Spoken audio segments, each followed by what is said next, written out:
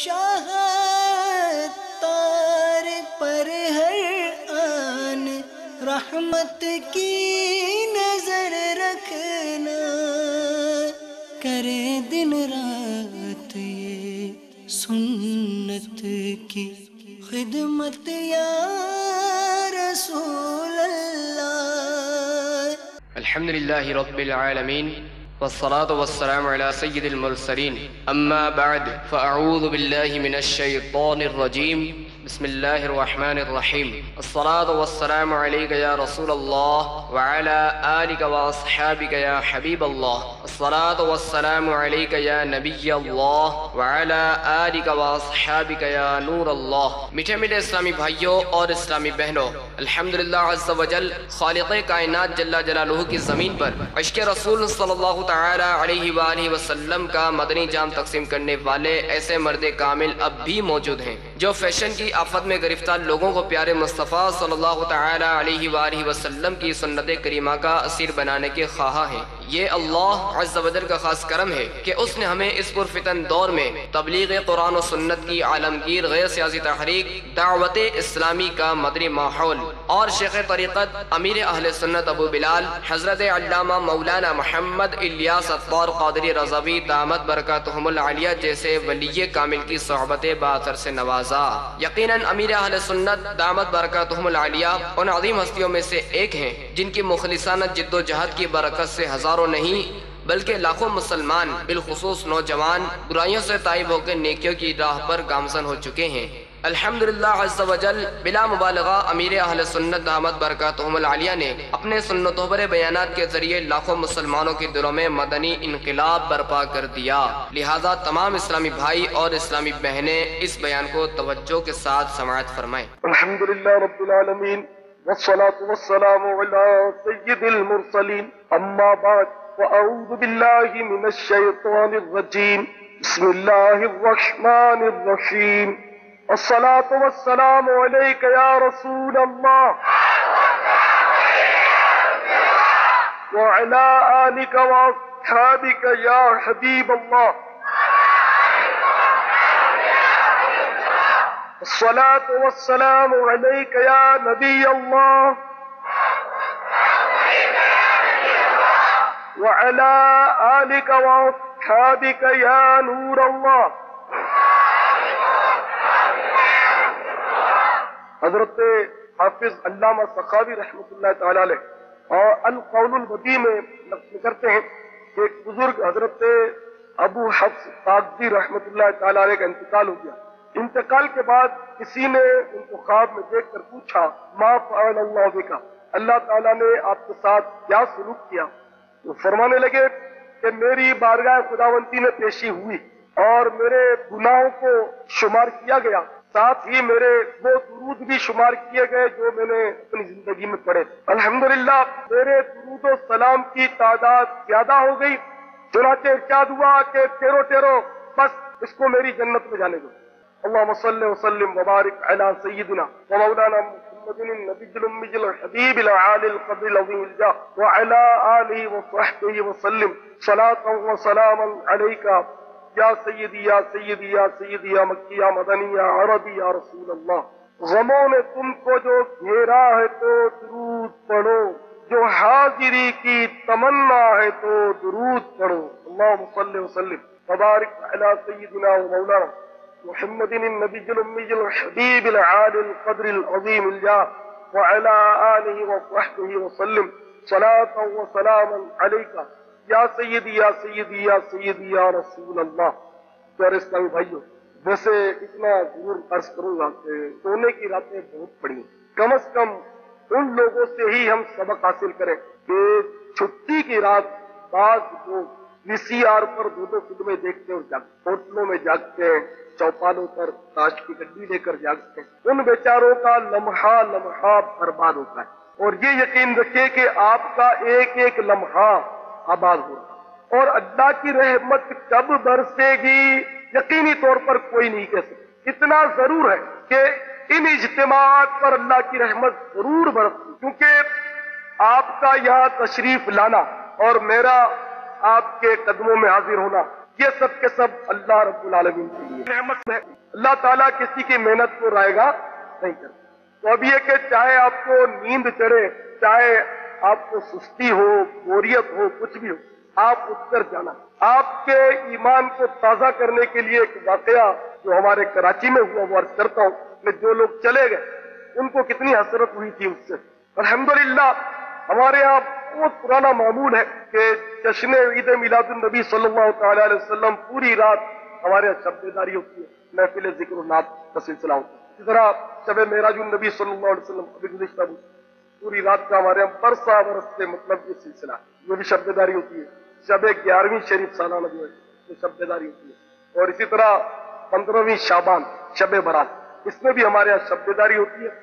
اور ہم لوگ قبرستان میں جا کر موت کی یاد کرتے ہیں. کراچی کے مختلف علاقوں میں ہمارے مطلب اجتماعات ہوتے ہیں بڑی رات. گزشتہ سال ہمارا اجتماع لانڈھی میں ہوا تھا.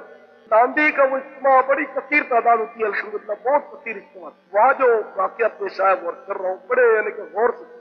مجھے ایک اسلامی بھائی نے مطلب بتایا، اس کا انداز بھی میں عرض کروں تھوڑا سا، کہ اس نے کئی ماہ کے بعد، بلکہ ابھی حال ہی مجھے بتایا، سمجھو مہینہ ڈیڑھ مہینہ ہوا، وہ مطلب انتظار کرتا رہا. اس نے مجھے بتایا کہ میں کئی بار پیر کو میں اپنی مسجد میں بیٹھتا ہوں اپنے بھائیوں سے ملاقات کی غرض سے.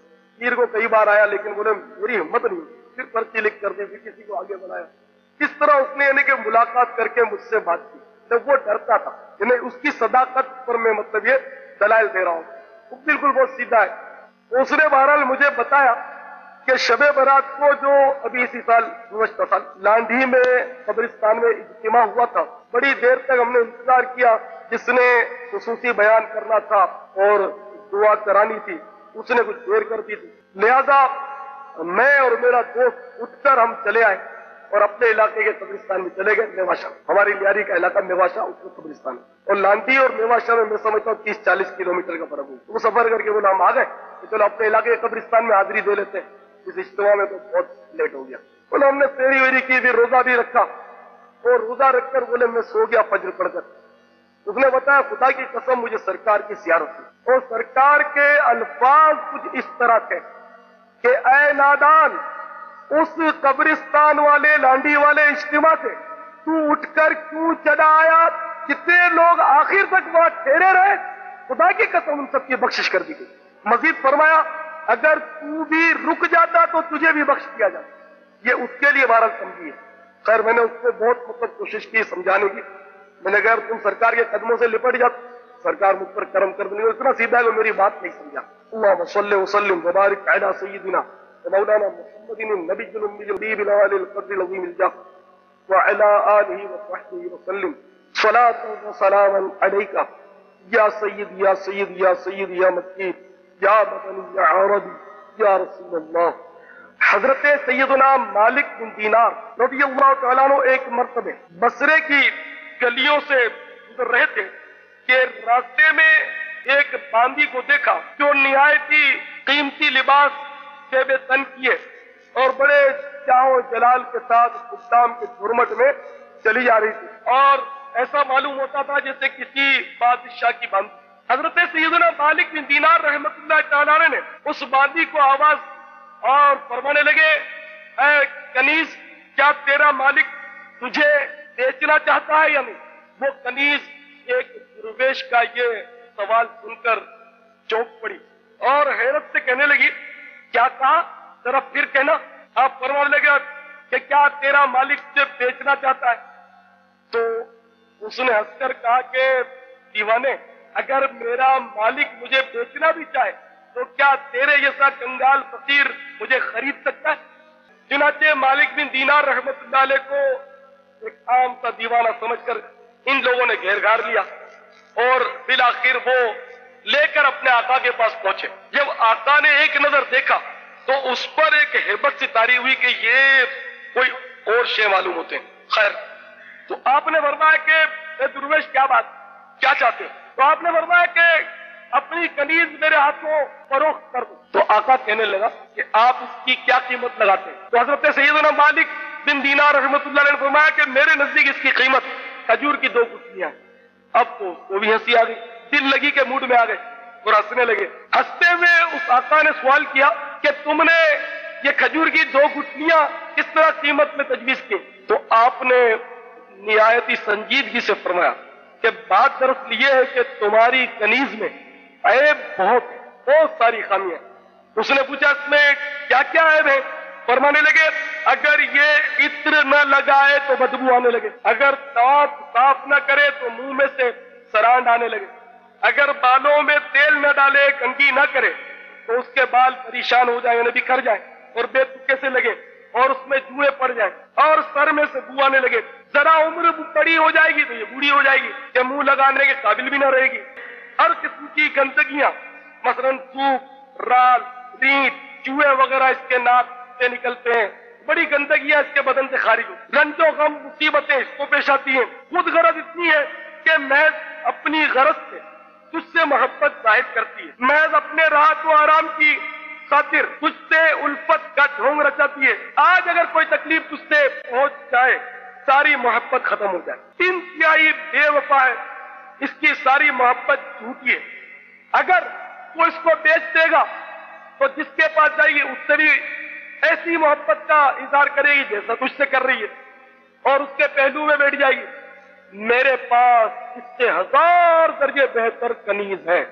اب آپ نے اس کے ایک جمع کر فرمایا کہ میرے پاس اس سے 1000 درجے بہتر کنیز ہے اور قیمت بھی اس کی بہت تھوڑی ہے، وہ کافور کے جوہر سے بنی ہوئی ہے، مشک اور زعفران کی ملاوٹ سے پیدا کی گئی ہے، اس پر موتی اور نور لپیٹا گیا ہے، اگر کھارے پانی میں وہ اپنا لعاب دہن ڈال دے تو وہ میٹھا ہو جائے، اگر وہ مردے سے بات کرے تو زندہ ہو جائے، اگر اس کی کلائی آفتاب کے سامنے کر دی جائے تو آفتاب بے نور ہو جائے، اگر وہ اندھیرے میں آ جائے تو سارا گھر روشن ہو جائے، اگر وہ دنیا میں اپنی زیب و زینت کے ساتھ آپ پہنچے تو سارا جہاں مہتر ہو جائے۔ اس کنیز نے مشک و زعفران کے باغوں میں پرورش پائی ہے، یاقوت و مرجان کی ٹہنیوں میں کھیلی ہے، ہر طرح کی نعمتوں کے خیموں میں اس کا محل سرائے ہے، تسنیم جو جنت کی نہروں میں سے ایک نہر ہے اس کا پانی پیتی ہے، کبھی وعدہ خلافی نہیں کرتی، اپنی محبت کو نہیں بدلتی، یعنی ہر جائی نہیں ہے۔ اب تم ہی لوگ بتاؤ کہ کون سی باندھی اچھی ہے؟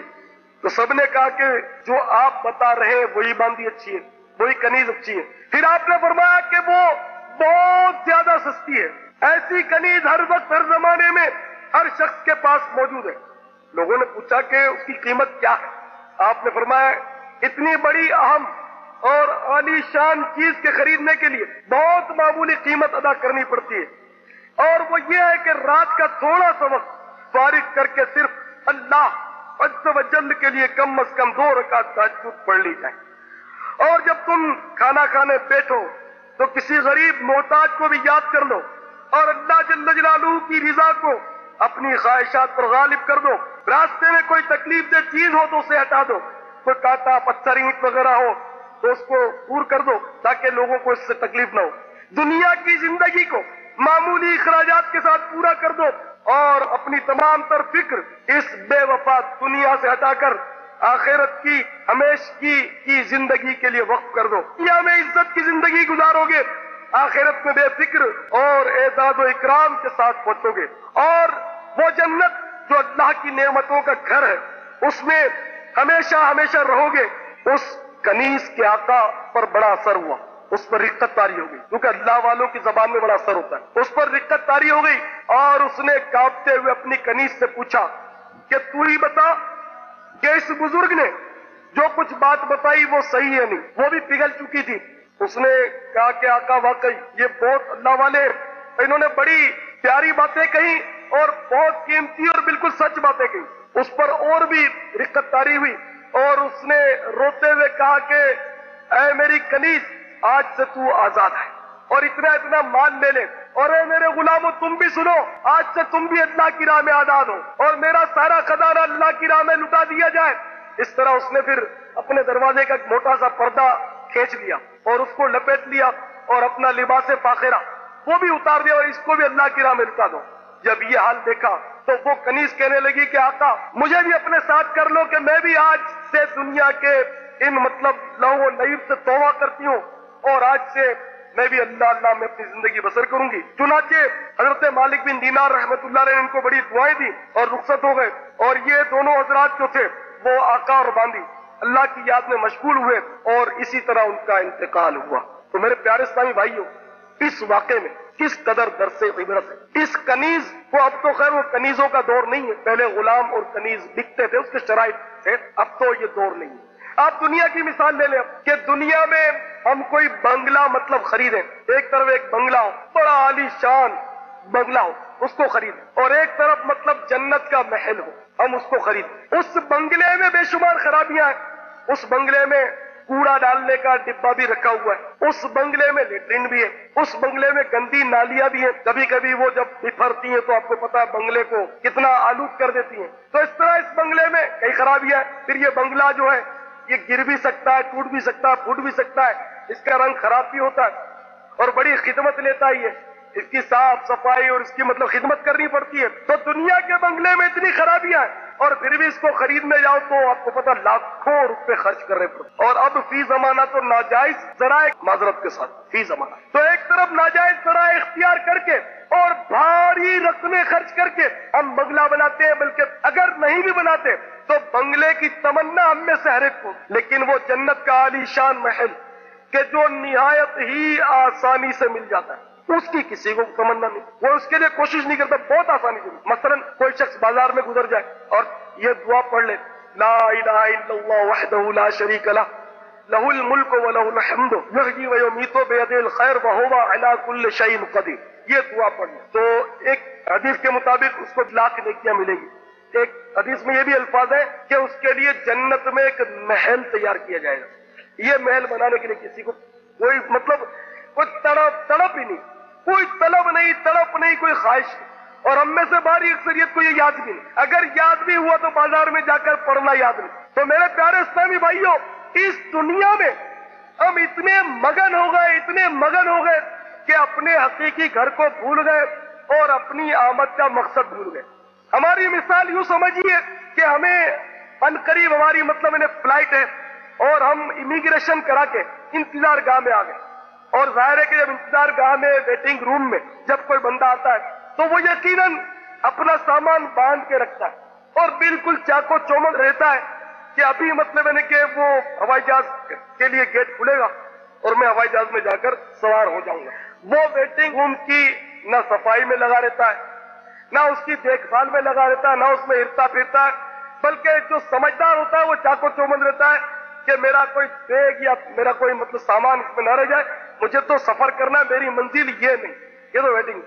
تو جس طرح ویٹنگ روم کی سجاوٹ اور ویٹنگ روم کی خدمت یہ مطلب ہے کہ حماقت تصور کی جاتی ہے، اسی طرح صحیح بات یہی ہے کہ یہ دنیا جو ہے نا یہ بالکل ویٹنگ روم ہے، انتظار گاہ ہے. اس دنیا میں صرف اور صرف ہمیں بہت بڑے سفر کی تیاری کرنی ہے. کسی نے 60 سال اس میں ویٹنگ روم میں گزار رہا ہے، کسی نے 70 سال گزارنے اس ویٹنگ روم میں، کوئی 20 سال گزار کر چلا جاتا ہے، کوئی 15 سال گزار کر چلا جاتا ہے، کوئی 25 سال گزار کر چلا جاتا ہے اس ویٹنگ روم میں. تو وقفہ بڑا، ہماری ناقص سمجھ کے مطابق وقفہ بڑا ہے، لیکن حقیقت یہ ہے کہ یہ وقفہ بہت چھوٹا ہے. بچپن میں اپنے بچپن کو یاد کرتا ہوں، جب میں چھوٹا تھا تو میں نے کئی بوڑھے دیکھے تھے، کئی بوڑھے لوگ دیکھے تھے. آج میرے خیال میں شاید ہی ان بوڑھوں میں سے کوئی زندہ ہو. اس کا انتقال ہو گیا، اس کا انتقال ہو گیا، اس کا انتقال ہو گیا، یہ سنتے رہے. اپنے بچپن میں جن کو ادھیڑ عمر میں دیکھا تھا اگر وہ زندہ بچ بھی گئے تو اب بیچاروں کی کمر جھک گئی، اب ان کا کوئی بھاؤ بھی نہیں پوچھتا، ایسے بڈھے ہو. اور جن کو اپنے بچپن میں نے جوانی میں دیکھا تھا اب یا تو وہ اگر زندہ بھی ہے تو ادھیڑ عمر کے یا بوڑھے، کہ اب ان کی زندگی کی شام بھی ڈھلنے والی عنقریب. تو اسی طرح آج جو مجھے جوان دیکھتے ہیں، چھوٹے چھوٹے بچے جو جوان دیکھتے ہیں، کل ظاہر یہ بھی میرے قصے سنائیں گے اگر کوئی قابل ذکر قصہ ہوا کہ بھائی ہم نے اس کو دیکھا تھا، یہ تھا وہ تھا. لیکن میں تو اپنے اعمال میں گرفتار ہو چکا ہوں، اللہ کی رحمت ہی ہوگی انشاءاللہ. تو میرے پیارے اسلامی بھائیوں، یقیناً یہ انتظار کا ہے. اللہ تبارک و تعالیٰ نے قرآن عظیم میں بار بار ہمیں تنبیہ فرمائی، بار بار تنبیہ فرمائی. چنانچہ میں قرآن عظیم کی چند آیتیں تلاوت کرتا ہوں اور میرے آقا امام اہل سنت اعلی حضرت رضی اللہ تعالیٰ عنہ کا ترجمہ آپ کو سناتا ہوں. سورہ الزمر میں اللہ تبارک و تعالی ارشاد فرماتا ہے وَأَنِيبُوا إِلَىٰ رَبِّكُمْ وَأَسْلِمُوا لَهُ مِنْ قَبْلِ أَنْ يَأْتِيَكُمُ الْعَذَابُ ثُمَّ لَا تُنصَرُونَ، اور اپنے رب کی طرف رجوع لاؤ اور اس کے حضور گردن رکھو قبل اس کے کہ تم پر عذاب آئے پھر تمہاری مدد نہ ہو۔ وَاتَّبِعُوا أَحْسَنَ مَا أُنزِلَ إِلَيْكُم مِّن رَّبِّكُم مِّن قَبْلِ أَن يَأْتِيَكُمُ الْعَذَابُ بَغْتَةً وَأَنتُمْ لَا تَشْعُرُونَ، اور اس کی پیروی کرو جو اچھی سے اچھی تمہارے رب سے تمہاری طرف اتاری گئی، یعنی کتاب اللہ، قبل اس کے کہ عذاب تم پر اچانک آ جائے اور تمہیں خبر نہ ہو۔ أَن تَقُولَ نَفْسٌ يَا حَسْرَتَ عَلَىٰ مَا فَرَّطتُ فِي جَنبِ اللَّهِ وَإِن كُنتُ لَمِنَ السَّاخِرِينَ، کہ کہیں کوئی جان یہ نہ کہے کہ ہائے افسوس ان تقصیروں پر جو میں نے اللہ کے بارے میں کی، اور بے شک میں ہنسی بنایا کرتا تھا۔ او تقول لو ان اللہ ہدانی لکنت من المتقین، یا کہے اگر اللہ عز و جل مجھے راہ دکھاتا تو میں ڈر والوں میں ہوتا۔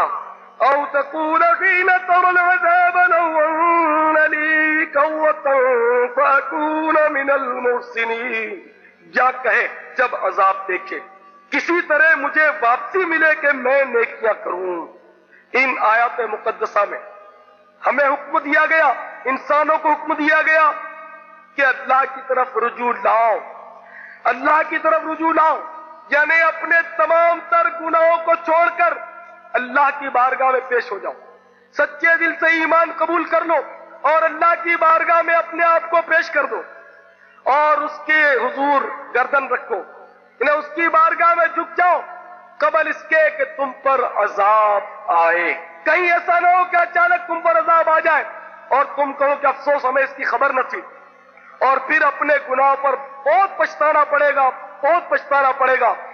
آج تو اس کی ہنسی کرتے ہوئے قرآن شریف کہہ رہا ہے، میں اپنی طرف سے نہیں کہہ رہا۔ ان تقول نفس یا حسرۃ علی ما فرطت فی جنب اللہ وَإِن كُنتُ لَمِنَ السَّاخِرِينَ، کہ کہیں کوئی جان یہ نہ کہے کہ ہائے افسوس ان تقصیروں پر، یا ان قصوروں پر، ان خطاؤں پر جو میں نے اللہ کے بارے میں کی، اور بے شک میں حسیب بنایا کرتا تھا۔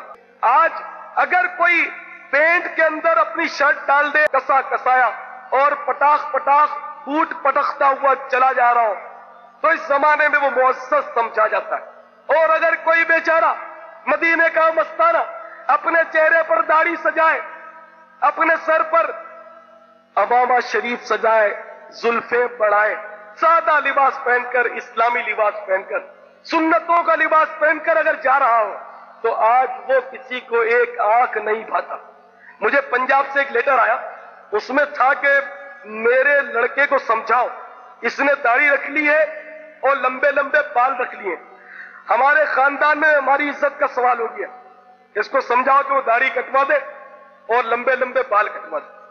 اس نے دو مجھے لفافے ڈالے اس باپ نے کہ میرے لڑکے کو سمجھانے کا لیٹر لکھو اور مجھے بھی اس کا مطلب یہ کہ جواب بھیجو کہ تم نے میرے لڑکے کو کیا لکھا۔ اب بتائیے میں کیا جواب؟ اپنے آپ کو مسلمان کہلانے والا مجھے خط لکھ رہا ہے کہ میں کہہ دوں کہ تو داڑھی منڈا دے اور دشمنان مصطفیٰ جیسی شکل بنا، کیوں تو مسلمانوں جیسی شکل بنا بیٹا، اور آقا کی سنت جیسے بال تو نے کیوں رکھے، انگریزی بال بنا۔ میں یہ لکھوں اس کو، اس باپ کو یہ امید تھی، اس نے مار پیٹ کر جب وہ تھکا ہارا تو مجھے اس نے لکھا یاد۔ ایک لڑکے کو دیکھتا ہوں مجھے بڑا اس پر پیار آتا ہے، اس کو اس کے 3 جوان بھائیوں نے بہت مارا، بہت مارا، اتنا مارا کہ اس کے ہونٹ وونٹ سجا دیے۔ میں نے اس کو دیکھا تھا، ہونٹ وونٹ سارے سجے ہوئے۔ آپ سمجھتے ہوں گے کہ اس نے شاید کوئی خطا کر لی ہوگی، گھر میں لڑائی کر بیٹھا ہوگا، پیسے اسے چرا لیے ہوں گے، نہیں، اس کا قصور یہ ہے کہ وہ دعوت اسلامی کے اجتماع میں آتا ہے اور وہاں سے متاثر ہو کر اس نے داڑھی رکھ لی ہے، تو اس لیے اس کے بھائیوں نے مارا، اس کو سجا دیا ہونٹ وونٹ اس کے کہ تو داڑھی کٹواتا۔ لیکن اس کی بھی ہمت ہے کہ نہ وہ داڑھی کٹواتا ہے نہ امامہ شریف چھوڑتا ہے، وہ بھی مار کھا رہا ہے، اس کا بھی جذبہ بلا لیا۔ ایک نہیں اس کی 20 बीसियों मिसालें इस माहौल में आकर दावत इस्लामी के, यानी कि एक तो शैतान का मुकाबला करना पड़ रहा है, फिर पता नहीं कितने कितने मतलब यानी कि हंगामे मतलब है जिनसे मुकाबला करना पड़ रहा है।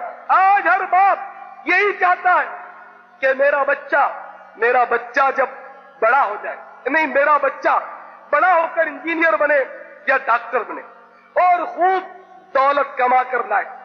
लेकिन आप नहीं देखते कितने बच्चे ऐसे होते हैं कि जिनको बड़ा होना ही नसीब नहीं होता। कई नौशिगुफ्ता फूल है जो खिलने से पहले कमला जाते हैं, मुरझा जाते हैं, मसल दिए जाते हैं। अभी हमारे इलाके में लियारी के वो बच्चा इम्तिहान दे रहा था 10 साल का, तो आपको पता है गर्दन तोड़ बुखार चला आजकल, जिसकी देखो वो गर्दन पकड़ लेते। और जनाब वाला डॉक्टर कहे वही बात सच्ची होती है। अल्लाह का हबीब हमें जहन्नम की तकलीफों से बचाना चाहता है, हमारी इस सड़ी हुई अक्ल में नहीं आता।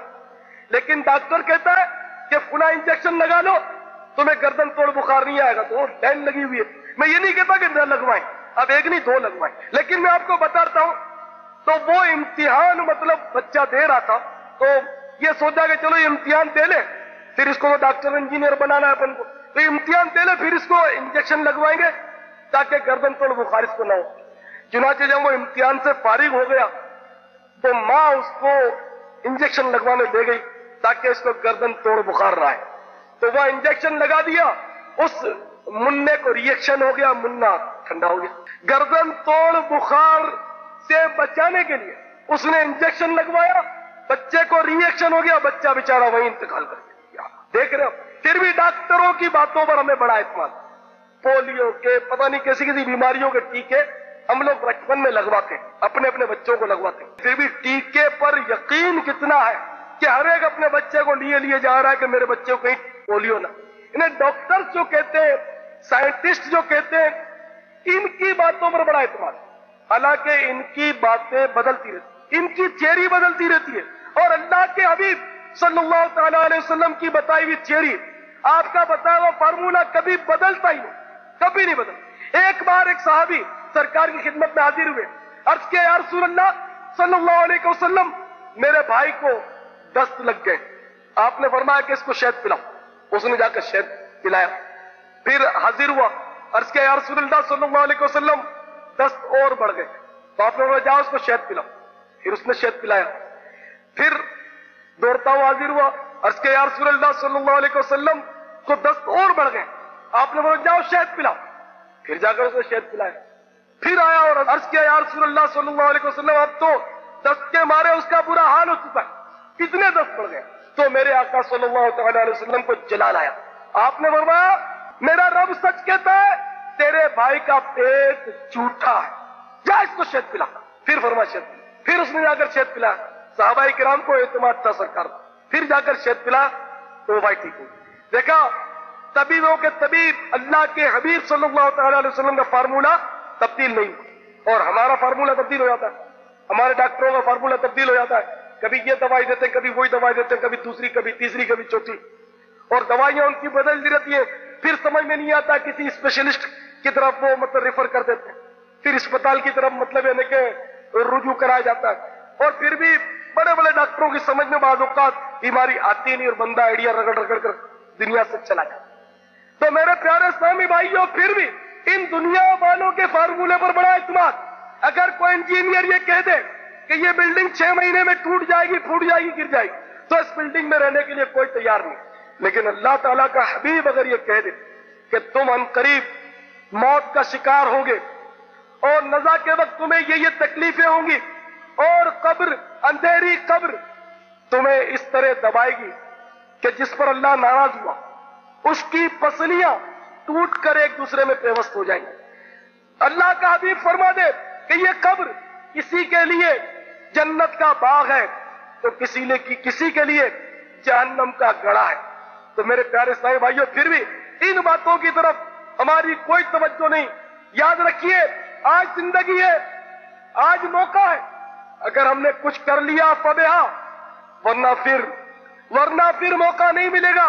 देखिए अल्लाह का कलाम पढ़कर मैंने आपको सुनाया कि फिर जब मौका हाथ से निकल जाएगा तो फिर जब अजाब देखेगा बंदा तो वो क्या कहेगा, लौ अन्ना ली कर्रतन फातूना मिनल मुहसिनीन, किसी तरह मुझे वापसी मिले कि मैं नेकियां करूं।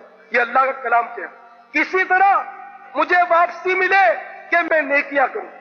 या अल्लाह, मैं दुनिया में नमाज नहीं पढ़ता था, ऐ मौला ये मौत आ गई, ये सांप और बिच्छू मेरी तरफ बढ़ रहे, अब मुझे वापसी मिल जाए ताकि मैं अब नमाज नहीं छोड़ूंगा, अब नमाज पढ़ूंगा। ऐ मौला, मुझे क्या पता था कि वीसीआर से उठाकर मुझे अंधेरी कब्र में फेंक दिया जाएगा। ऐ परवरदिगार, मेरी आंखों में आग मत डाल।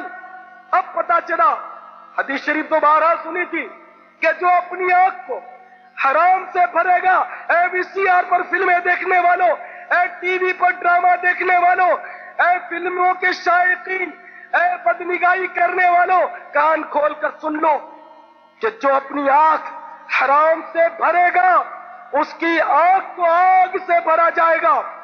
जब कब्र में आंख में आग डाली जाने लगेगी, फिर कहीं ऐसा न हो कि चिल्लाना पड़ जाए कि अल्लाह मुझे खबर नहीं थी, ऐ मालिक मौला अब मुझे वापस भेज दे ताकि अब मैं नेकियां कर लूं और इन गुनाहों से मैं बच जाऊं। लेकिन फिर मौका नहीं मिलेगा।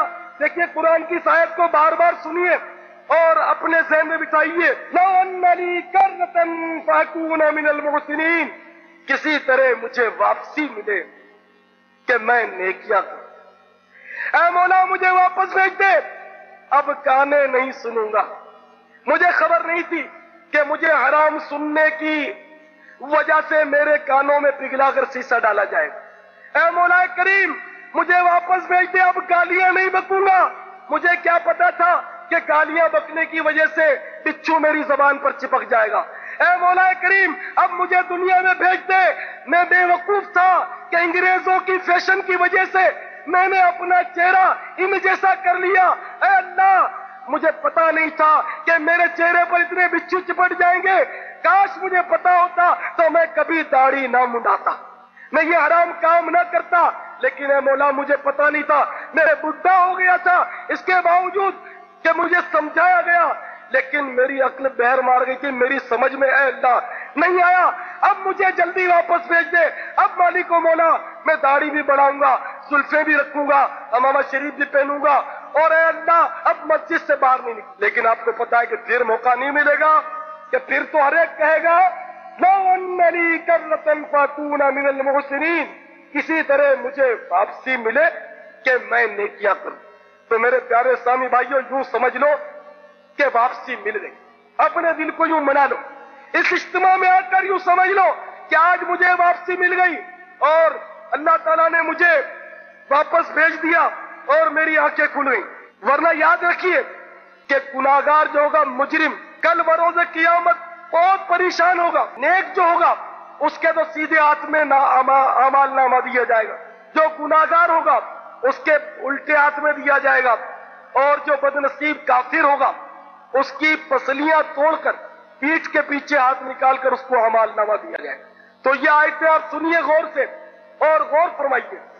सूरह अल-हाक़्क़ा में अल्लाह तबारक व तआला का इरशाद है, वअम्मा मन ऊतिया किताबहु बिशिमाली, और वो जो अपना नामा अमाल बाएं हाथ में दिया जाएगा। ये तर्जुमा भी मैं इमाम अहले सुन्नत रहमतुल्लाह अलैह के कंजुल ईमान से कर रहा हूं। वअम्मा मन ऊतिया किताबहु बिशिमाली, और वो जो अपना नामा अमाल बाएं हाथ यानी उल्टे हाथ में दिया जाएगा, फयकूलु या लैतनी लम ऊता किताबिया, कहेगा हाय किसी तरह मुझे अपना नोश्ता यानी अमाल नामा ना दिया जाता। वलम अदरी मा हिसाबिया, और मैं न जानता कि मेरा हिसाब क्या है। या लैता कानतिल क़ादिया, हाय किसी तरह मौत ही किस्सा चुका जाती। मा अग़ना अन्नी मालिया, मेरे कुछ काम ना आया मेरा माल। हलक अन्नी सुल्तानिया, मेरा सब जोर जाता रहा। खुज़ू फग़ुल्लू, इसे पकड़ो फिर इसे तोक डालो, इस तरह के इसके हाथ गर्दन से मिलाकर। सुम्मल जहीम सल्लू, फिर इसे भड़कती आग में धसाओ। ثم فی سلسلۃ ذرعها 70 ذراعا فاسلکوہ، پھر ایسی زنجیر میں جس کا ناپ 70 ہاتھ ہے اسے پرو دو۔ میرے پیارے اسلامی بھائیوں غور کیجیے، مجرموں کو کل بروز قیامت بائیں ہاتھ میں اعمال نامہ جب دیا جائے گا، اس قدر حسرت ہوگی، اس قدر حسرت ہوگی، وہ کہے گا کہ کاش میرے ہاتھ میں اعمال نامہ دیا ہی نہ جاتا، اے کاش مجھے اپنا حساب پتہ ہی نہ چلتا، اے کاش میں موت سے جب ہم کنار ہوا تو موت میرا قصہ چکا جاتی، اے کاش میں مرنے کے بعد زندہ نہ کیا جاتا۔ خدا بندی ہوگا، اسے پکڑ لو۔ چنانچہ فرشتے اسے پکڑ لیں گے اور فرمایا جائے گا کہ اسے پکڑ لو اور اسے زنجیروں میں پرو لو۔ چنانچہ فرشتے اس کو پکڑ لیں گے اور زنجیروں میں پرو لیں گے، جس طرح آپ موتی کو پروتے ہیں۔ یا آپ نے پولیس والوں کو دیکھا ہوگا کہ ہاتھوں میں اور پاؤں میں بیڑیاں ڈالتے ہیں، یہ تو مطلب کوئی بندش ہی نہیں ہے۔ اگر اسی طرح بھی کسی معزز آدمی کو باندھ کر لایا جائے تو اس کی بے عزتی ہو جائے۔ لیکن میرے پیارے اسلامی بھائیوں، قیامت کے روز مجرموں کو زنجیروں سے باندھا نہیں جائے گا بلکہ زنجیروں میں پرویا جائے گا، اور وہ زنجیریں 70 ہاتھ لمبی ہوں گی، اور وہ 70 ہاتھ ہمارے نہیں، ہمارا ہاتھ جو ہے نا آدھے گز کا ہوگا، فرشتوں کے 70 ہاتھ، نہ جانے وہ کتنے بڑے۔ اور پھر وہ افسوس کے ساتھ اس طرح کہتا ہوگا، ما اغنی عنی مالیہ، میرے کچھ کام نہ آیا میرا مال، ہلک عنی سلطانیہ، میرا سب زور جاتا رہا۔ تو میرے پیارے اسلامی بھائیوں، پھر کہنا پڑے گا میرا مال کام نہ آیا، پھر کہنا پڑے گا میرا زور کام نہ آیا۔ اے ہر وقت مال جمع کرنے کی تمنا میں رچنے بسنے والوں، ہر وقت نقدہ مالو کا وظیفہ جپنے والوں، ذرا غور کر لو۔ اے بے نمازیوں تم بھی سوچو، اے فلمیں ڈرامے دیکھنے والوں تم بھی سوچو، اے گالی گلوچ کرنے والوں تم بھی سوچو، اے غیبت کرنے والوں تم بھی سوچو، اے ظلم کرنے والوں تم بھی سوچو، اے ملاوٹ کرنے والوں تم بھی سوچو، اے داڑھی منڈانے والوں تم بھی سوچو، اے انگریزوں کی نقلیں اتارنے والوں تم بھی سوچو، اے ماں باپ کو ایذا دینے والوں تم بھی سوچو، اے روزے ضائع کرنے والوں، اے زکاتیں نہ دینے والوں تم بھی سوچ لو، کہیں ایسا نہ ہو اللہ تبارک و تعالی ناراض ہو جائے اور اعمال نامہ بائیں ہاتھ میں دے دیا جائے، اور پھر یہ کہنا پڑ جائے کہ ہائے افسوس کاش مجھے میرا اعمال نامہ نہ دیا جاتا، ہائے افسوس کاش مجھے پتہ ہی نہ چلتا کہ میرا حساب کیا ہے، اے کاش موت میرا قصہ تمام کر دیتی۔ آج تو رنگ رلیاں منائے، آج رنگ رلیاں منا کر وقت پاس ہو جاتا ہے، آج تاش کی گڈی پر وقت پاس ہو جاتا ہے، آج شطرنج بچھا کر وقت پاس ہو جاتا ہے، آج ٹی وی کے ڈرامے پر وقت پاس ہو جاتا ہے، آج وی سی آر پر فلم چلا کر وقت پاس ہو جاتا ہے، آج ٹیپ ریکارڈر پر گانے بجا کر وقت پاس ہو جاتا ہے۔ میرے بھائیوں ذرا سوچو، غور کرو، خدا کے لیے سوچو، ایک لمحے کے لیے سوچو، وہ وقت کتنا حسرت بھرا وقت ہوگا اگر اللہ تعالیٰ ناراض ہو گیا اور حکم ہوا کہ اس کو پکڑ لو، اور فرشتے پکڑ لیں گے اور وہ زنجیر میں پرو دیں گے۔ مفسرین فرماتے ہیں کہ منہ سے زنجیر ڈالی جائے گی، منہ سے، گلے سے۔ آپ نے بازیگروں کو دیکھا ہوگا جو کرتب دکھاتے ہیں، وہ تلوار ڈالتے ہیں منہ میں اور بالکل اس طرح اس کا دستہ نظر آتا ہے، وہ نظر بندی ہوتی، لیکن ہم کانپ جاتے تھے کس طرح کرتا ہو۔ تو اس طرح منہ میں میرے بھائیوں وہ آگ کی زنجیر ڈالی جائے گی اور پیچھے کے مقام سے نکالی جائے گی، اس طرح موتی کی طرح پیرویا جائے گا۔ آپ سوچیں کسی مریض کو جب دیکھتے ہیں کہ وہ سیریس ہے اس کی حالت، تو اس وقت اس مریض کو نلکی ناک میں سے ڈال کر اس کو مطلب غذا پہنچائی جاتی ہے، آکسیجن کی نلکی اس کے ناک میں ہوتی ہے، غذا کی ہوتی ہے، پتہ نہیں کتنی نلکیاں اس کو بیچارے کو لگائی ہوتی ہے۔ ہم لوگ کانپتے ہیں کہ ہماری حالت نہ ہو، اس بیچارے کو کتنی تکلیف ہوتی ہوگی، حالانکہ وہ تو عموماً بے ہوش ہوتا ہے ایسا شخص۔ تو آپ اندازہ لگائیے آگ کی زنجیر اگر نعوذ باللہ پروئی گئی تو کیا بنے گا۔ پھر یہ کہنا پڑ جائے گا ما اغنی عنی مالیہ، میرے کچھ کام نہ آیا میرا مال، ہلک عنی سلطانیہ، میرا سب زور جاتا رہا۔ تو میرے پیارے اسلامی بھائیوں سوچ لیجئے، نہ آپ کی ورزشیں کام دیں گی، نہ ہمارا کراٹے کا فن کام دے گا، نہ بلیک بیلٹ ہمارا کام آئے گا، نہ یلو بیلٹ کام آئے گا، نہ ہماری پہلوانی کام آئے گی، نہ ہماری باڈی کام آئے گی۔ کیا آپ نے نہیں سنا آپ کے ملک میں جو پہلوان کبھی ہوا کرتے تھے، پوری دنیا میں ان کا مطلب ان کی دھاک بیٹھی تھی؟ کوئی رستم زما تھا، پتہ نہیں کوئی کون تھا، کوئی کون تھا۔ پوری دنیا میں آپ کے پاکستان کے پہلوانوں کا مقابل کوئی نہیں تھا۔ وہ کہاں ہے؟ وہ پہلوان کہاں گئے جن کو بڑے بڑے پہلوان شکست نہ دے سکے؟ بالآخر موت نے ان کو چاروں خانے چت نہیں کر دیا۔ یاد رکھیے، پہلوانوں کو پچاڑا موت نے، کھیل کتنوں کا بگاڑا موت نے، ہاتھی جیسے بھی پچاڑے موت نے، کیسے کیسے گھر اجاڑے موت نے۔ تو میرے پیارے اسلامی بھائیوں، آج ہم خوب رنگ رلیاں مناتے ہیں، خوب عیش و تعیش کی محفلیں گرم کرتے ہیں، کاش ہم موت کو یاد کر لیتے۔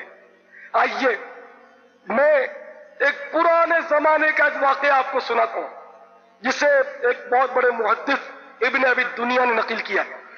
ابن ابی دنیا نقل کرتے ہیں کہ حضرت سعد بن ہاشم سولمی رحمت اللہ علیہ فرماتے ہیں کہ ہمارے قبیلے میں ایک نوجوان کی شادی تھی، خوب گانے باجے ہو رہے تھے۔ پہلے اتنے نہیں ہوتے تھے، آج کل تو شادی اس کے بغیر ہوتی نہیں۔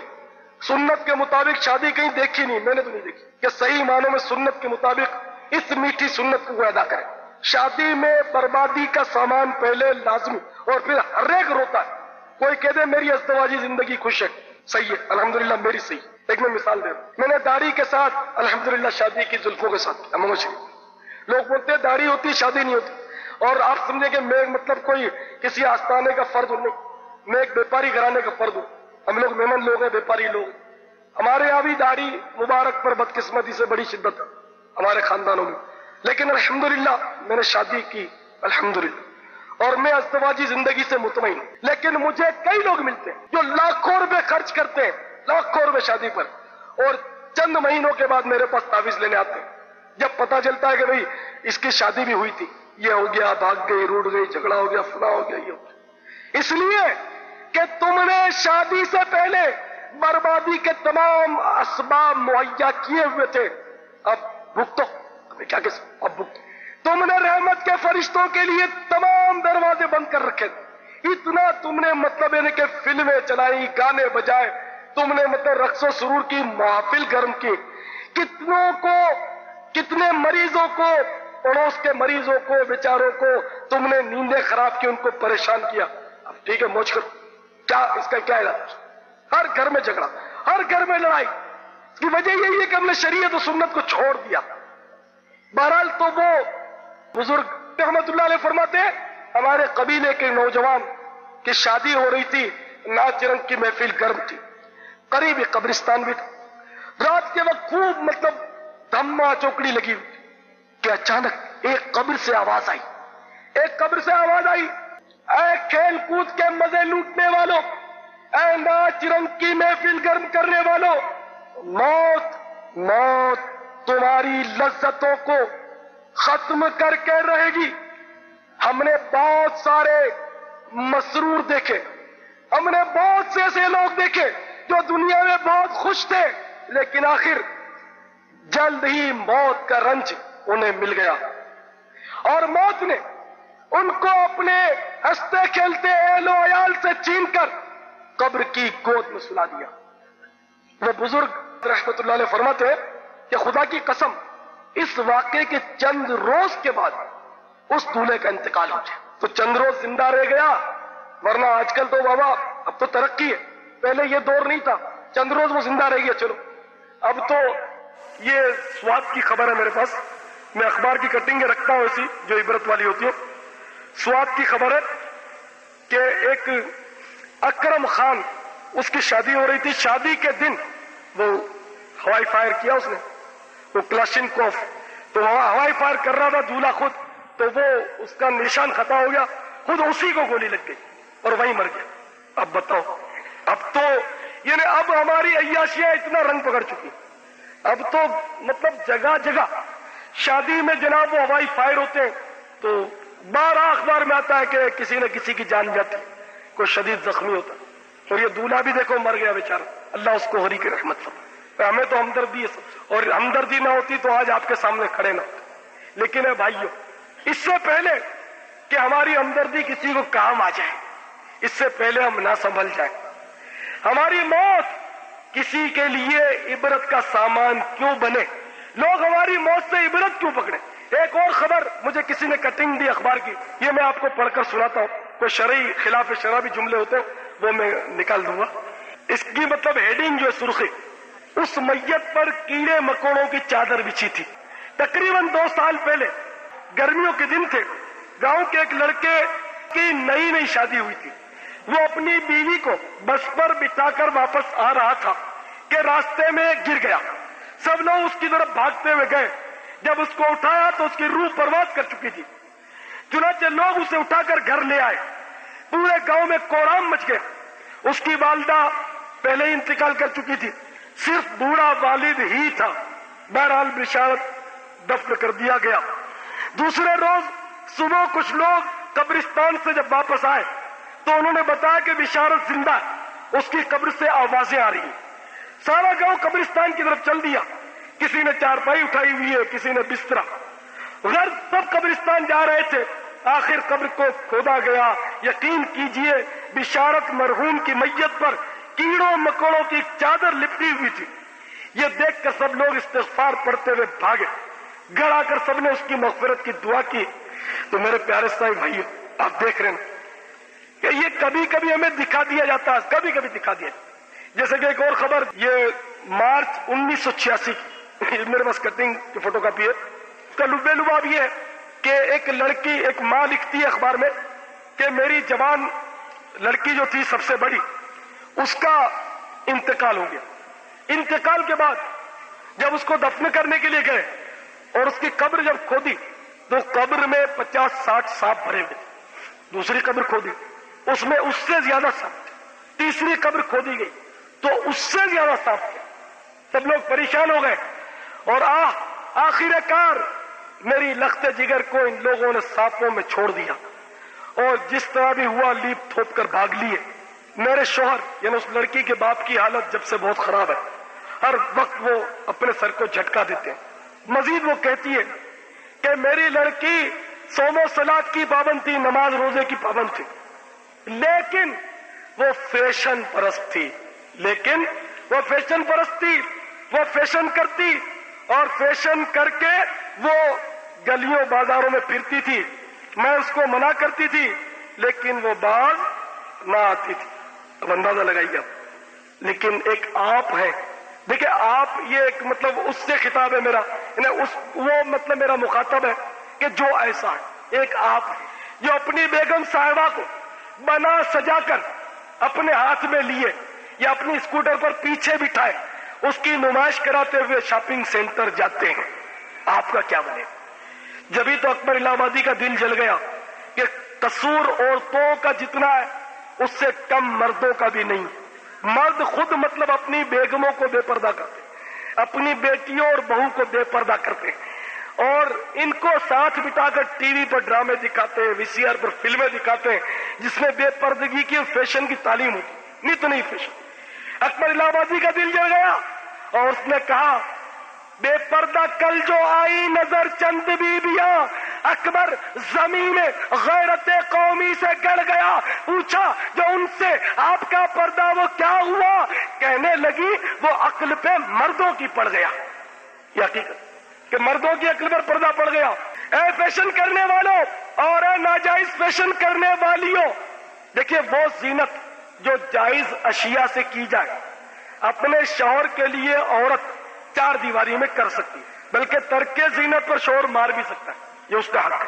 لیکن میری مراد ناجائز زینت سے، میں ان سے بات کر رہا ہوں۔ اے ناجائز زینت کرنے والوں اور کرنے والیوں، ذرا غور سے اپنے پیارے آقا، اپنے مدنی مصطفیٰ صلی اللہ تعالی علیہ وسلم کا یہ ارشاد سنو اور سر کو دھنو اور توبہ کرو کہ اللہ کا حبیب صلی اللہ تعالی علیہ وسلم ارشاد فرما رہا ہے۔ معراج شریف کا واقعہ یہ شرح صدور سے میں نے لیا ہے، اس میں وضاحت نہیں کہ یہ کہاں کا ہے۔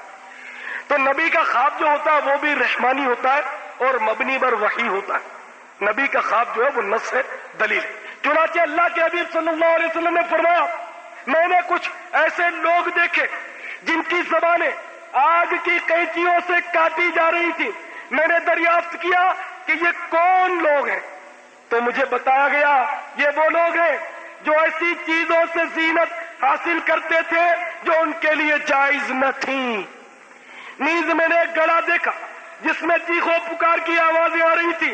میں نے پوچھا کہ یہ کیا ہے؟ تو مجھے بتایا گیا کہ یہ وہ عورتیں ہیں جو ناجائز اشیاء سے زینت حاصل کرتی تھیں. میرے پیارے اسلامی بھائیوں غور کیجیے، جو ناجائز ذرائع سے زینت کرنے والے مرد ہیں، جو میرے بھائی ہیں، جو میرے دوست ہیں، وہ غور سے سنیں کہ جو ناجائز ذرائع سے زینت کیا کرتے ہیں ان کا حشر یہ ہوگا، ان کا حال یہ ہوگا، جو ناجائز اشیاء سے زینت کریں گے ان کی زبانوں کو آگ کی قینچیوں سے کاٹا جائے گا. اب ناجائز زینتیں کیا ہے آپ کے سامنے؟ ہمارے اسلامی بھائی زنجیریں لٹکاتے گلے میں، سونے کی، چاندی کی، دوسرے دھاتوں کی زنجیر، لاکٹ، یہ ناجائز گناہ. اس طرح کی الٹی سیدھی کئی انگوٹھیاں پہن لیتے، پتہ نہیں کیا کیا کرتے. تو میرے پیارے اسلامی بھائیوں سوچ لو، جب تمہیں گلے میں زنجیر ڈالنے کا ارادہ ہو تو یہ زنجیر ڈالنا ناجائز فیشن ہے. تمہیں آگ کی قینچی کو یاد کرنا پڑے گا کہ آگ کی قینچی سے تمہاری زبان نہ کاٹ دی جائے. ناجائز سونے کی انگوٹھیاں پہننے والوں یاد رکھو کہیں ایسا نہ ہو کہ تمہاری زبانوں کو آگ کی قینچیوں سے کاٹ دیا جائے. اسی طرح داڑھی منڈانا یہ بھی تو ناجائز زینت ہے. داڑھی کیوں منڈاتے ہو؟ اپنے زوم فاسد میں اچھے لگتے ہو اسی لیے.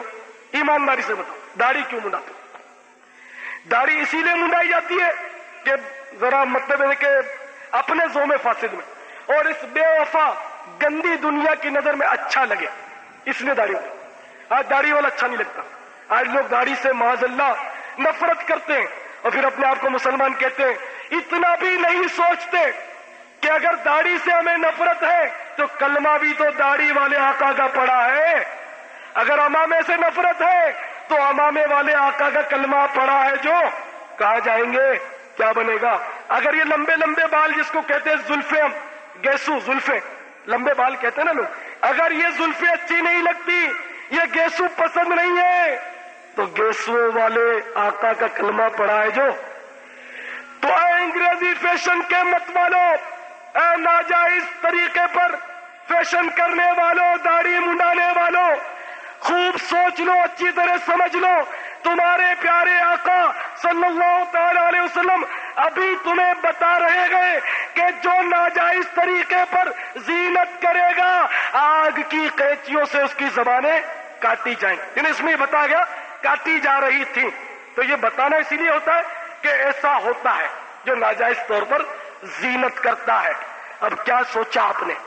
دیکھو آج کل ویسے ہی بخار سب کی گردن پکڑ لیتے. ارے ہم نے تو کتنے واقعات دیکھے، سچی بات ہے، کتنے لوگ دیکھے کہ جس کے بخار نے گردن پکڑی. ابھی ہماری لیاری میں ایک نوجوان کی شادی ہونے والی تھی. سب شادی کو رہ گئے شاید 2 دن. جمعے کو اس کی شادی تھی، منگل یا بدھ کو بخار نے گردن پکڑ لی اور پکڑ کے سیدھا قبر میں پہنچا دیا. شادی 2 دن پہلے بیچارہ انتقال کر گیا. اللہ تعالیٰ اس کی مغفرت ہوئی. تو میرے پیارے اسلامی بھائیوں سوچو، اب تو بڑی آسان ہو گئی موت، دھڑا دھڑ لوگ مرتے ہیں.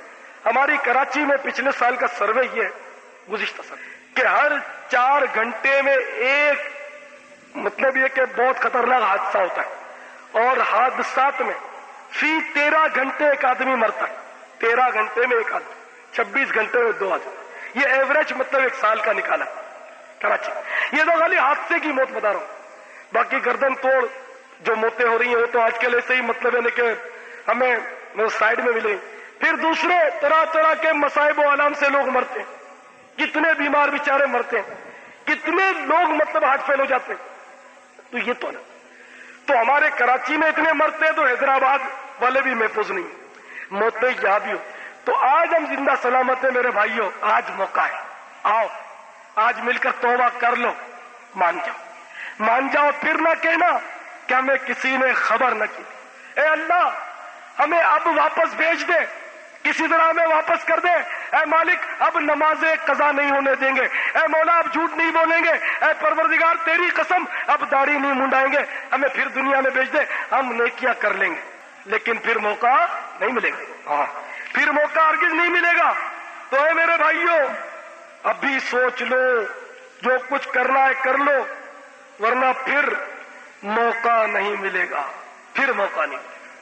حضرت سیدنا جبریل امین علیہ الصلوۃ والسلام کو اللہ تبارک و تعالیٰ نے حکم دیا کہ جبرائیل جاؤ جنت کو دیکھو. آپ نے جنت کو ملاحظہ فرمایا اور اللہ تعالیٰ کی جناب میں عرض کیا, یا اللہ جنت بڑی شاندار ہے, بہت شاندار ہے, اور کوئی ایسا ہو نہیں سکتا جو اس جنت کی طلب نہ کرے اور اس کو حاصل کر کے نہ رہے. جو اس کو سنے گا ضرور حاصل کر کے رہے گا. رب العالمین جل مجدہ نے جنت کے گرد بہت تکالیف و مصیبتوں کی باڑ لگا دی. پھر فرمایا کہ جبریل اب جا کر دیکھو. اب جو جبریل امین نے دیکھا تو عرض کیا, یا اللہ اب تو جنت میں شاید ہی کوئی جا سکے, کہ اب تو جنت میں پہنچنا اتنا دشوار نظر آتا ہے. پھر اللہ تعالیٰ نے فرمایا کہ دوزخ کو جاؤ, دوزخ کو دیکھو. چنانچہ جبریل امین نے دوزخ کو دیکھا. جب اس کے عذاب ملاحظہ فرمائے, بارگاہ خداوندی میں عرض کیا, یا اللہ جو سن لے کہ دوزخ ایسی ہے تو پھر کوئی شخص دوزخ میں جانے کا سوچ بھی نہیں سکتا, کوئی نہیں جائے گا. پھر اللہ تعالیٰ نے فرمایا کہ جبریل جاؤ دوبارہ دیکھو. چنانچہ حضرت جبریل امین دوبارہ دوزخ کی طرف گئے اور جب دوبارہ پہنچے تو کیا دیکھتے ہیں کہ اس کے گرد لذتوں اور شہوات کا جال بچھا ہوا ہے. جب اتنی لذتیں اور شہوات دیکھی جبریل امین نے, اتنے مزے دیکھے, تو عرض کیا, یا اللہ اب تو ایسا لگتا ہے کہ کوئی شخص بھی اس دوزخ سے بچ نہیں سکتا. اے مولا کریم اب ہر ایک شخص اس دوزخ میں جا کر گرے گا. میرے بھائیوں آپ خود غور کیجئے کہ ایک طرف جنت ہے اور جس میں اتنی نعمتیں ہیں کہ جو دیکھ لے وہ کبھی اس کو چھوڑ نہیں سکتا, اور دوسری طرف جہنم ہے کہ اس میں اتنی تکلیف ہے کہ جو کوئی جہنم کے بارے میں سن لے وہ اس میں جا نہیں سکتا. لیکن جنت میں جانے کے لیے تکالیف رکھی گئی ہیں, جنت میں جانے کے لیے مصائب و آلام رکھے گئے, جنت میں جانے کے لیے بڑی بڑی آزمائشیں اور امتحانات رکھے گئے. نماز بھی پڑھنی پڑے گی, فجر میں اٹھنا بھی پڑے گا, روزے بھی رکھنے پڑیں گے, رمضان المبارک میں بھوکا بھی رہنا پڑے گا, زکات بھی دینی پڑے گی. جب جا کر اللہ جب راضی ہو جائے گا اپنی رحمت سے کرم فرمائے گا اور جنت عطا فرمائے گا. اور اسی طرح جہنم کہ جو اتنی خوفناک جگہ ہے کہ جو کوئی اس کو سن لے کبھی اس میں نہیں جائے گا, جانے کے لیے سوچ بھی نہیں سکتا. لیکن اس کے گرد اتنی لذتیں ہیں, اتنی شہوتیں ہیں کہ ان شہوتوں کی وجہ سے بندے دھڑا دھڑ جہنم میں جا پہنچے. مثلا حرام کا مال یہ ایک لذت ہے, حرام کا مال آج ہر ایک کھاتا, رشوت, سود, جو کچھ آپ کے سامنے, جھوٹ بولنا تجارت میں, حرام کا مال کھا کر جہنم میں جائے گا.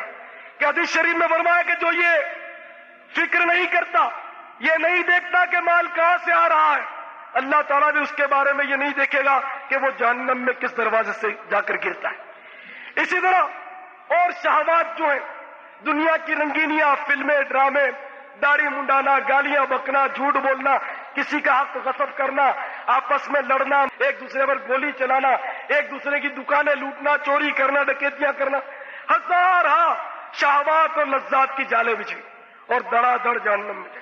جہنم بہت خطرناک جگہ ہے. میں مختصر جہنم کا کچھ تذکرہ آپ کے سامنے پیش کرنے کی کوشش کرتا ہوں, اس کو غور سے سنیے تاکہ ہمیں اللہ تعالیٰ کا خوف پیدا اور ہم کہیں اس سے بچنے کی کوشش کریں. چنانچہ حدیث شریف میں آتا ہے کہ جہنم اس قدر گہری ہے کہ اگر جہنم کے منہ پر کوئی چٹان چھوڑ دی جائے, پتھر کی بہت بڑی چٹان, تو وہ گرتی چلی جائے یہاں تک کہ 70 سال میں بھی اس کی تہ تک نہ پہنچے. 70 سال میں بھی تہ تک نہ پہنچے. اس کی 4 دیواریں, اور 4 دیواریں اس قدر موٹی موٹی ہے کہ 40 سال کی مسافت. اتنی موٹی دیوار ہے کہ اس کی موٹائی اتنی ہے کہ 40 سال تک ایک گھوڑا دوڑتا رہے, جتنا فاصلہ طے کرے نا اتنی موٹائی اس کی دیواروں کی 4 دیوار. اس تباہکار کو جب بروز قیامت لایا جائے گا تو اس کی 70,000 لگامیں ہوں گی اور ہر لگام کو 70,000 فرشتے کھینچ رہے ہوں گے. جہنم کی آگ کو پہلے 1000 سال دہکایا گیا تو وہ سرخ ہوئی، پھر 1000 سال مزید اس کو دہکایا گیا تو سفید ہوئی، پھر 1000 سال مزید اس کو دہکایا گیا تو وہ سیاہ ہو گئی. اب جہنم کی آگ سیاہ ہے، کالی بالکل، اس میں روشنی کا نام تک نہیں. یعنی اندھیرا یہ بھی خود ایک عذاب ہے. ابھی خدا نہ خواستہ بتی گل ہو جائے تو افراتفری ہو جائے. اندھیرا خود انسان کو مطلب دہشت زدہ کرتا ہے. پھر جہنم کی آگ اور اندھیرا، اور آگ بھی کیسی میرے بھائیوں، حدیثوں میں آتا ہے کہ جہنم کی آگ دنیا کی آگ سے 69 درجے گرم. صلو علی الحبیب صلی اللہ علیہ وسلم. امیر اہل سنت دامت برکاتہم العالیہ کی بڑی ہمشیرہ کا بیان ہے کہ ابا جان علیہ رحمت المنان کے وصال کے بعد میں نے ایک مرتبہ یہ ایمان افروز خواب دیکھا کہ ابا جان علیہ رحمت المنان ایک انتہائی نورانی چہرے والے بزرگ کے ساتھ تشریف لائے. میرا ہاتھ پکڑ کر کہنے لگے، بیٹی تم ان کو پہچانتی ہو؟ یہ ہمارے مدنی آقا میٹھے میٹھے مصطفیٰ صلی اللہ تعالی علیہ وآلہ وسلم ہیں. پھر شہنشاہ رسالت صلی اللہ تعالی علیہ وآلہ وسلم نے مجھ پر بہت شفقت کرتے ہوئے فرمایا کہ تم بہت نصیب دار ہو. دیدار کے قابل تو کہاں میری نظر ہے، یہ تیری عنایت ہے کہ رخ تیرا ادھر ہے.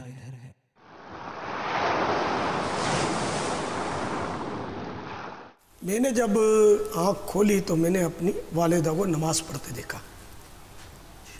والد صاحب کی تو زیارت نہیں کر پایا، بہت چھوٹا تھا، والد صاحب فوت ہو گئے. بڑے بھائی تھے وہ بھی نماز پڑھتے تھے. تو یوں مجھے بھی نماز کا ایک گھر میں شوق ملا. مسجد تھوڑا سنبھلا تو مسجد آنا جانا شروع ہوا. بہت شروع سے ہی بچپن سے ہی مسجد کا رخ تھا میرا. پھر ہمارے محلے میں مسجد تھی تو اس میں 11ویں شریف کے 11 تو 12ویں شریف کے 12 تو خواجہ صاحب کی چھٹی کے 6 تو محرم شریف کے شروع کے 10 یہ واز ہوتے تھے. امام صاحب واز فرماتے، مناتیں پڑھی جاتی، صلاۃ و سلام ہوتا. پھر وہ بچوں کے دلچسپی اسی میں ہوتی جا رہی کہ ان کو شیرینی بٹتی تو وہ کبھی نان خطائی تو کبھی بوندیاں تو کبھی جلیبیاں تو کبھی کیک، وہ یہ اٹریکشن ہوتا تھا. تو ہم بچے تھے وہ پہنچ جاتے تھے. اب وہ سمجھ کچھ نہیں آتی تھی لیکن وہ مٹھائی یا جو شیرینی وہ سمجھ میں آتی تھی. تو اسی بہانے ہم پہنچ جاتے تھے. تو یوں رہا ہمارا رخ مسجد کی طرف. الحمدللہ. میں ہوں اتاری مجھے اتاریوں میرا خدا، مرشد اتار پیرے مرشد اتار پیرے باصفا کے واسطے. یہاں باپا کا سکہ چلتا ہے، یہاں باپا کا سکہ چلتا ہے، یہاں باپا کا سکہ چلتا ہے، یہاں باپا کا سکہ چلتا ہے. اتار سے نسبت ہے مجھ کو، اس نام کا صدقہ ملتا ہے.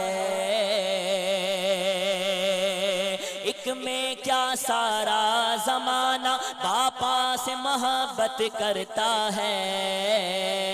یہاں باپا کا سکہ چلتا ہے، یہاں باپا کا سکہ چلتا ہے، یہاں باپا کا سکہ چلتا ہے، یہاں باپا کا سکہ چلتا ہے.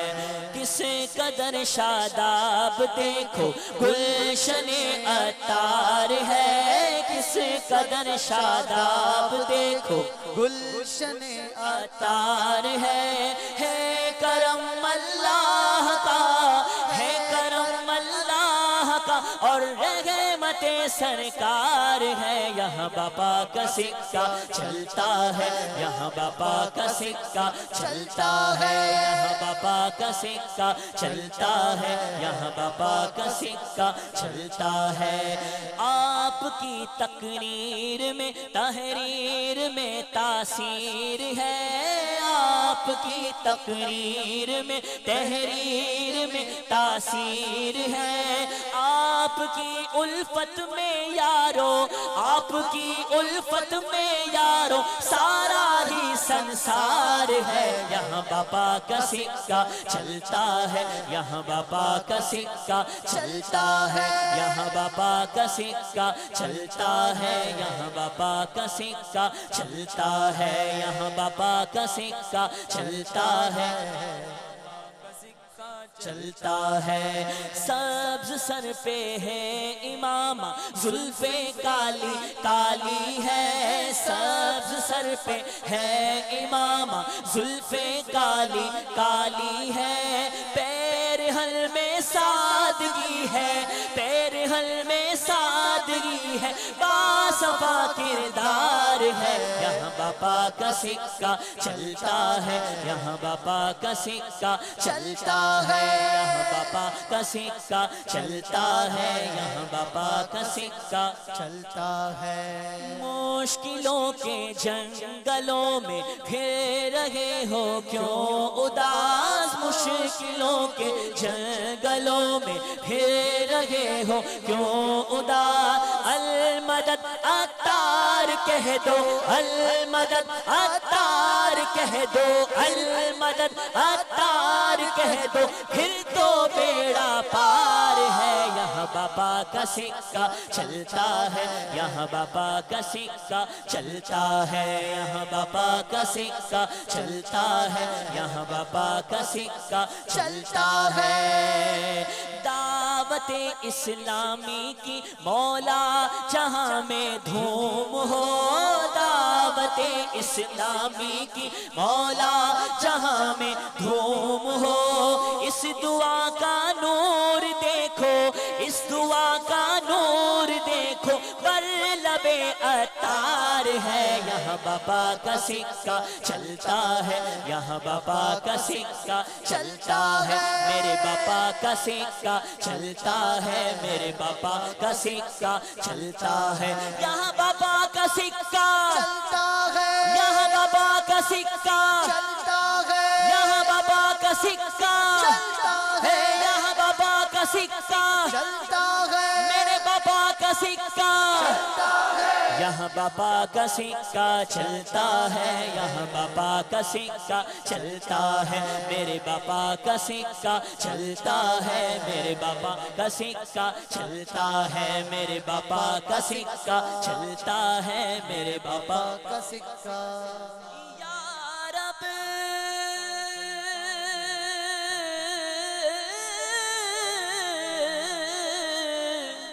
نہ چھوٹے ہاتھ سے دامن کبھی عطار کا، یا رب